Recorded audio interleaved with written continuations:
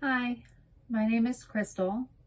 My son, Ryker, who is now 4 years old, was diagnosed with leukemia 14 months ago.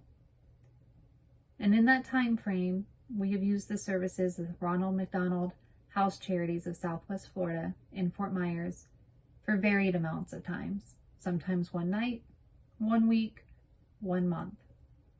These services have been so important to our family.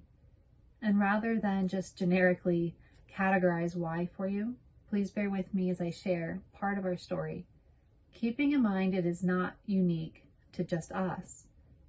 Many families experiencing hospitalizations have the same experiences.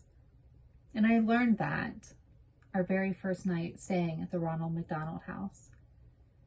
Our first stay was actually a planned stay. We had to have our son in for about a week for part of his treatment. So we were fortunate enough to bring him into the Ronald McDonald House with us.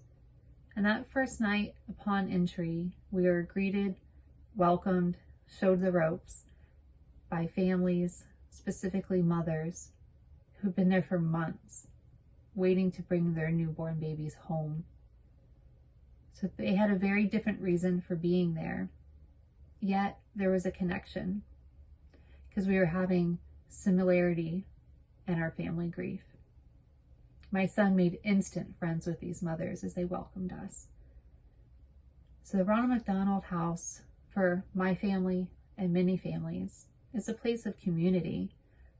These conversations that can happen organically and raw emotions that can be shared with only others that have experienced the same thing often occur in the kitchen, just like a normal family. That's an experience you don't get in the sterile environment of the hospital. But on the flip side of having a community to share, it also offers privacy, a sanctuary. So in my example, the month of November would be the best component to this I can share. We were in the hospital the entire month, all of it. I stayed with my son. He's a toddler. He can't be left alone in the room. I stayed with him the entire time. Had I chosen to go home, that would have been over 2.5 hours just in the car. That doesn't count the shower I needed, the nap I so desperately needed, or any cooking or food. So having a place that's right there next door, allow grandma a place that she could sleep and be close to the family, to spend the day at the hospital supporting myself and my son. It also allowed her to switch places with me, which meant I could go across the street and take a private, uninterrupted, quiet nap that I so desperately needed. Maybe a cry, maybe simple things like laundry, real food. Having that privacy without people coming in and out of your room, a sanctuary, a beautifully decorated place to be, to actually just compose yourself emotionally is so important. I mentioned November, so let me circle back to community. We were there the whole month. We spent Thanksgiving dinner at the table there. We had a beautiful dinner. It was delicious, but it was tough. We didn't have our normal tradition of bringing items to the table to represent what we were thankful for. We were struggling. We were exhausted mentally, physically. Yet somehow around this table, having this meal that people in the community volunteered their time and efforts to make for our families, sitting at the table with families who were having the same wrestling of emotions happening, it was very humbling. And you couldn't help but feel blessed to be a part of it. So it's very important to have the community part as well as that privacy.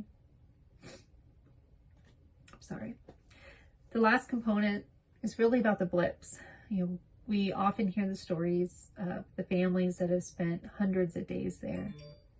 In my experience, we also spend overnights and they've helped normalize our routine of having to go into the clinic with a hungry young boy who's being woken up in the morning before it's even light out and told he can't eat or drink anything for hours.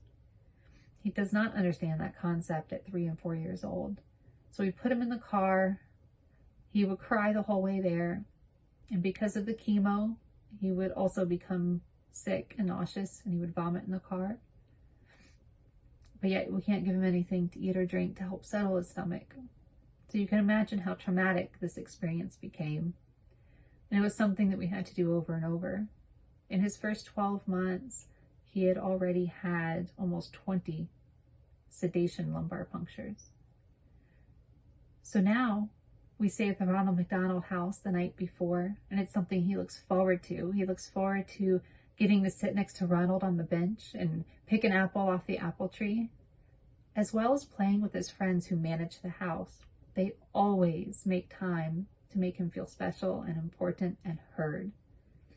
So now he loves when he gets to go to the Ronald McDonald House, and in the morning we can wake him up, brush his teeth, and we're at the hospital in 10 minutes, and he can start that part of the routine, removing so much of the trauma.